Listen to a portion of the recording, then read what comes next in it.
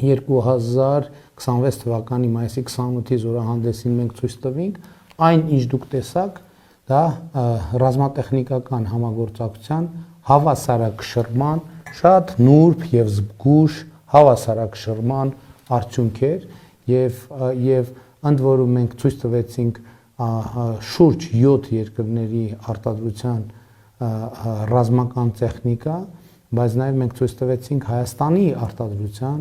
ռազմական տեխնիկա, սպառազինություն եւ դա նույնպես հավասարակշռման կարևոր էլեմենտ եւ ատրիբուտ է, ընդ որում այդ թվում արտաքին քաղաքականության հավասարակշռման կարևոր ատրիբուտ, որովհետեւ որոշ տեխնոլոգիաներ եւ որոշ սարքավորումներ, կոմպոնենտներ, որոնցով արտադրվում է Հայաստանի Հանրապետությունում սպառազինություն, որը այսօր արդեն սկսել է արտահանվել զարգացած երկրներ, ահա այդ տեխնոլոգիաներին հասանելիությունը մենք ստացել ենք հավասարակշռված քաղաքականության, հավասարակշռված եւ հավասարակշռման քաղաքականության արդյունքում։